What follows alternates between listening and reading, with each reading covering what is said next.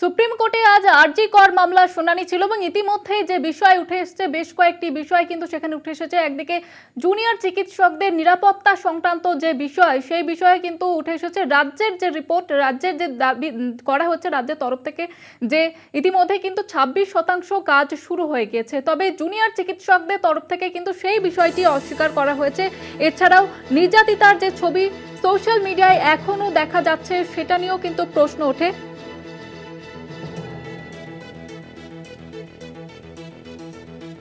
এবং রাজ্যের আইনজীবী তিনি জানিয়েছেন হাসপাতালে বেড নেওয়ার জন্য এক রোগীর মৃত্যু হয়েছে। এই বিষয়টিও কিন্তু আজকের এই শুনানি পর্বে উঠে আসে।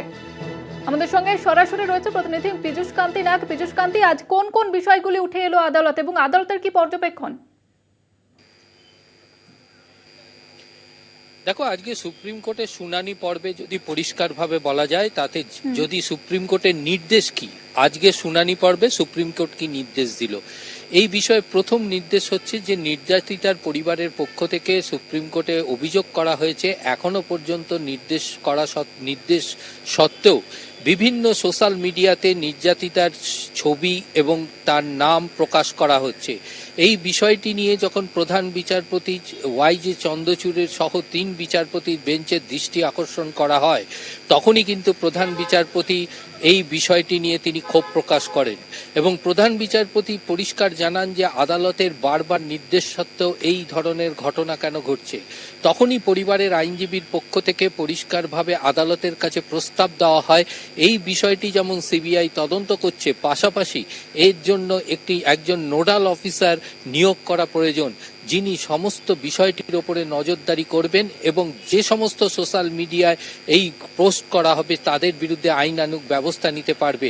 তখনই সলিসিটর জেনারেল তুষার মেহতা জানান যে তথ্য সম্প্রচার দপ্তরের মন্ত্রকের পক্ষ থেকে একজন নোডাল অফিসার করা হলো এবং তার সেই প্রস্তাব মোতাবেক সুপ্রিম কোর্টের থেকে নির্দেশিকা জারি হলো।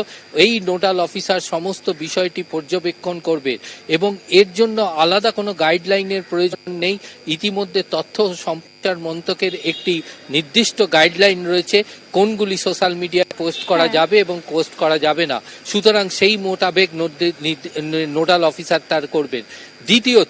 দ্বিতীয়ত মূলত সুপ্রিম কোর্ট তদন্ত, অর্থাৎ নির্যাতিতার ধর্ষণ করে খুনের তদন্ত এবং আরজি করের যে সমস্ত আর্থিক দুর্নীতি হয়েছে, এই দুটি বিষয়ের ওপরেই কিন্তু নজর রেখেছেন সুপ্রিম কোর্ট।